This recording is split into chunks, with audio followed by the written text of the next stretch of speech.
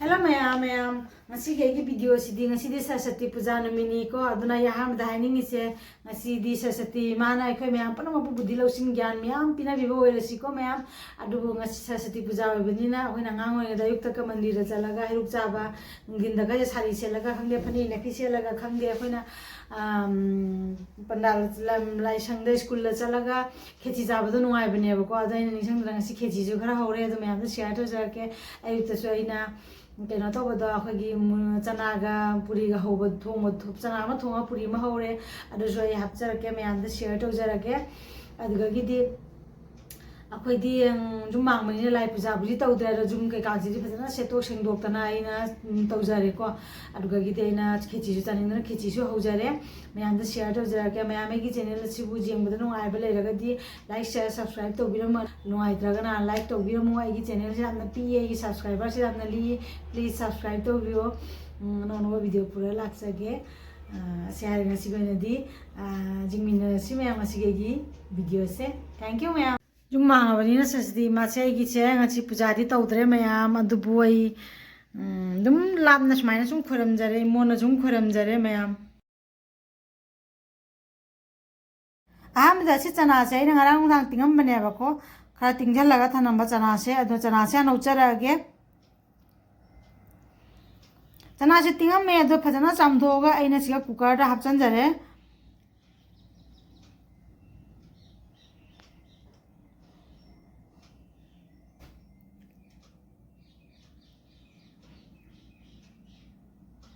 Cooker sida hapchalaga aina thum khara hapchale jang asu munna bagi aduga gidi horen chabra su hauna bagi aina thum khara hapchale aduga gidi aina ising asaba mu hapchale ising asaba sina jangna kamakna bagi aina tawina bagi che aduga gidi horen jang da phone tana bagi aina alu su ani ge hum hapchale macha macha ni alu se am chawba nate ara cooker si su siti kame e aduga aina side ta thangdaraga thamme hauji khang ama thangale khang chiga ambada tespata hapchale khang je sare thaw hapchale ro tespata si su hapchan gare Methi khara hapchale itilau chalam di sijina ro ge ngasi se jira khara hapchale mapum de jena makang ba khara hapchalaga ase munna bagi ngaure aduga aina morote pa khara soi ba khara ma hapchale asiga mullaga ai hoji asiga khamena sinni khajiga ma hapchalani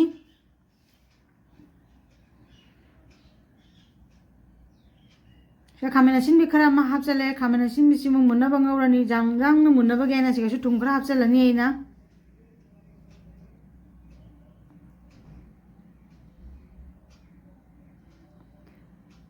तुमचे चमच में चाम हापचन जरे सीधा हमें सिन से मुल्ले अदुगाई होजिक जाइंगन Katanga मा हापचन लगे जीरा गा मरो असुबगा कटंग हापचन ले सीधा मोक्सी जम साला रोगे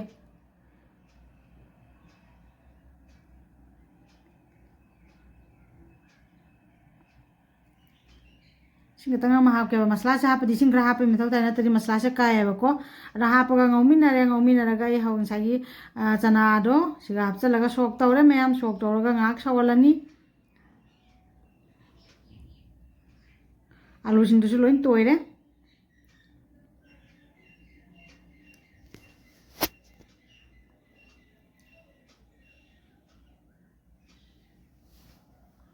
sausu sawale me isu hap chale sausu sawore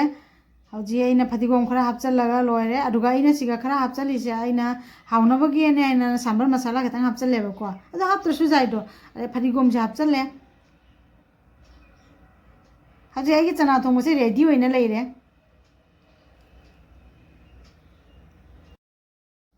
chana thong ba se ready hoira ga saita thamgre aduga ai hauji siga puri hoga na ata so khara to laga thame ata to pasidi me ampro su khangnai nai ni moida jaudre adu ata tani ni na toli che ata se to laga ata se tat le ta e ina hoji tan se ta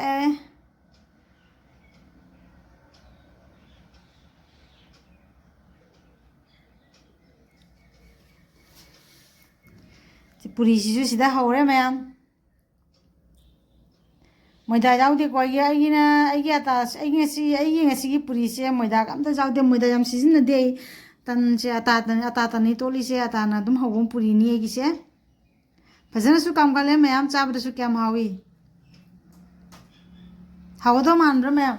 पूरी से हाउगदब मानब्रे जो ma'am असमाइन तो ना पूरी से खरा हाउरे ma'am पूरी से फजा फजना कामगटपनी पूरी से अदुगा मैम अदुगाइदी अइना आंगांग इचा नुपागी ने स्कूल सुटी लेते आबको सरस्वती पूजा हो मो स्कूल एक्टिविटी ले आबको yellow tiffin box lunch box परो हाय बादक मोय काइड एक्टिविटी के काग ले आबको अदुना मा स्कूल से जतुइनी अदुना अइना मागी सोले पुरी सिसु हापसन बिरे मागी येलो टिफिन लंच बॉक्स ओइरे हायदना अइना से हापसन ले ngasi अइना अदुगाइदी अइना मागी फ्रूट लंच बॉक्स तसु माने फ्रूट की टिफिन दसु अइना अवाथाबि अमन बोइना हापिरे अदुगा मागी टिफिन सु सिदा अइना तैयार तोबिरे रेडी होइना मागी टिफिन लंच बॉक्स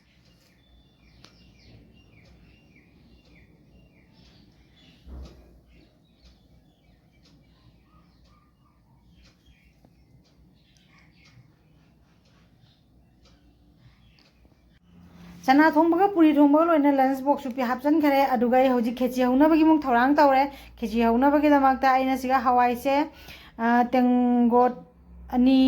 तेंगोट नदे काप ने काप अमा मखाई खा आइना हवाई से लौजरे अदुगा हवाई से आइना हौजी सिगा काप अमा मखाई खा हापचले काप अमा मखाई खा हापचलगा चेंग सु खरा हापचले सिगा मतुंगना काप अनि खक चेंग हापचले आइना चेंग से जगह हवाई से पुना चामधोए चामधोगा इन हौजी से कुकर दा हापचन जरे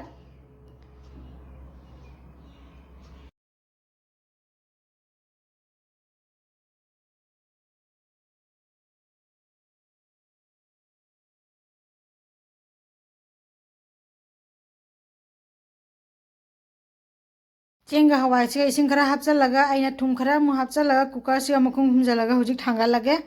कुकर से थांगाले कुकर से थांगालगा आई जामना कामहलरो अमुरक कुंबा कामगा आई थांगदुइनेबको अमुरकति कामे कामगा आई थांगदारे कैनादि चाकसिगा हवाइसिगा हौजी मुलनगिरो याबको अरो आई मागी गैस से अमु थादोए थादोगा मखुमसे हांगदोगे मै मनिनसे थादुइनेबको नत्रगदि मुनजनबा हेनग्रनियाबा अदो मनिन से मुन थादोए थादोपोला कुकर से मखुम हांगदोए जों चेंग सिसु फजना मुंदरी अदुगा हवाई सिसु मुंदी मुलेरो फजना तोइना मुनबदो मुंदरी याबको असिगा हौजिक सब्जी खरा हापचन जगे गाजर खरा कागा हापचले पीस पीस तौरगा उरी खरा हापचले एंगोंदा लेबा सब्जी खरा दुनी अदुगा हौजी फुलकोबी अमा खरा अमा हापचलगे फुलकोबी सिसु खरा अमा हापचले अदुगा गिदि मटर खरा हापचले बाकु खोक्टोगा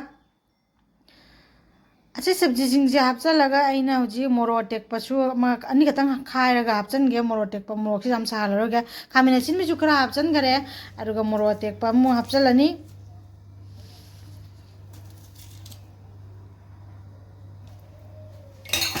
मोरो टेकपसे आइना सुमाइना खायरगा हापचले अदुगा इसिंग खतंग अमा हापचलगा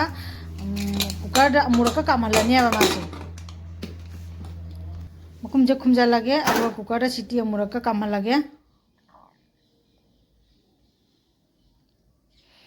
सिटी से कामे अदुगा कामबल होरगा आइना मनिन से थादोए ओमजना थमदरे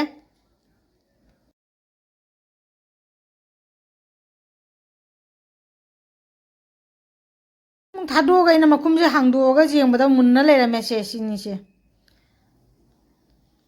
तोयसु तोयदबा दोयाबको तोयदबदो कैना रे सिगा सोका तौरगा हमको ओमजनगिदुइनिनने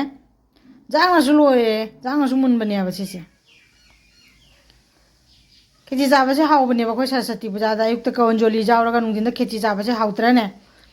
र सरस्वती पूजा की खेची सिदी खरा लांगतक तवा बंगाल खेची दुना हाउबनेबा कोई खेचुरी एदो दुना हाउबनेबा असिगा खरा मागी मसाला खरा हापचलगे अदुरी जाइहंग चामच अमा हापचलजरे इना टर्मरिक पाउडर दो अदु चामच अमा हापचले अरे चिली पाउडर खरा चामच तंगाइगुम हापचले जाम हापचंद्रे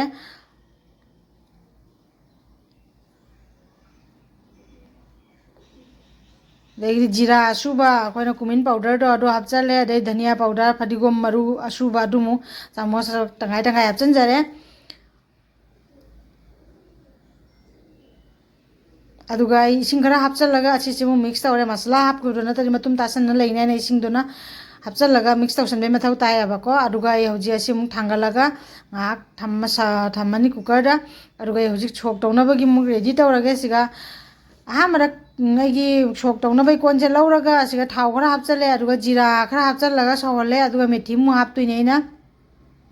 मेथी खरा हापे आमदा तेजपत्ता हापगदबनी तेजपत्ता रा काउथौरेबैना खंगाबा अरे जनम अकंग बले जनम अतेकपनदी हावबनी मनम सिबनी अखोगी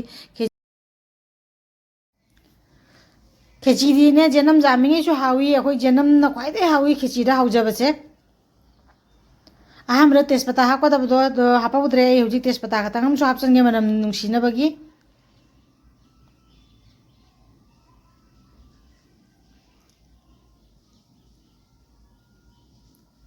फजना मुले थाउसे अदुगा इ तेजपत्ता सिसु हापसनजरे अदुगा इ हौजी कुकर दा इना पुन्ना मुक्ता सोक तौसनगिदोरबनेबा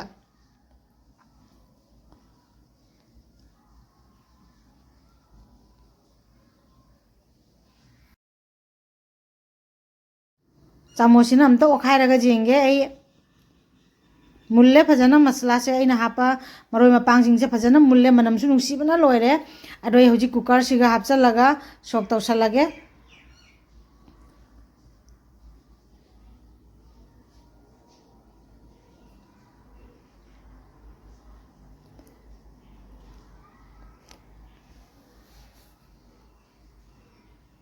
कुकर से सुमाइना हापचलगा सोक तौसले मकुम से फजना कुपसले कने मैदी लेखतेको मै लेखलगदी मागी जौ लरपो कइनो दो महाउदो लोइना मांगी हैना तपीना तौरगा इना इजलिनेबको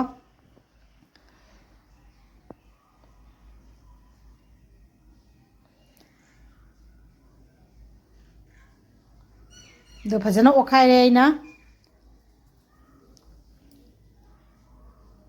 से जेउं से मही से होरेन कंजनग्रागा चप चादुइनेबको सब्जी सु जावरबनिना हावरे यामना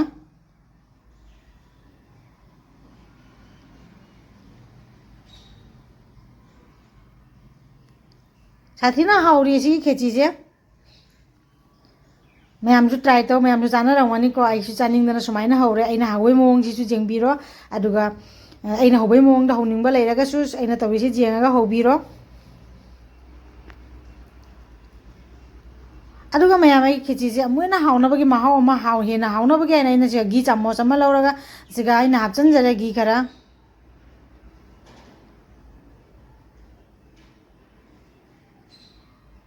घी से सौदोए हौजी अमतगा मिक्स तौसनगिगे मिक्स तौसनजरे हौजी आई खेची से पूरा रेडी होइरबनी मैम अदो आई चाबगी टेस्ट मतुंगिना अइना थुम खरा हापचनजगे सिदा तुमसे हापचलगा मु फजना ओखाइरगा आई गाक्ता मकुम गुमजलगा ओमजलगा थमगे मथक दुम कुपसलगा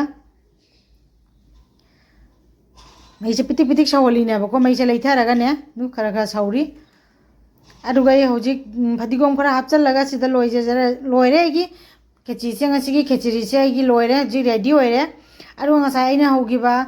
puri dusu sida leire aduga ina salatsu ready tawraga thame jamna chamna chare ngasi se chamna ai keno saraswati puja ina khara hawnu su chaninge tamtak loina tawre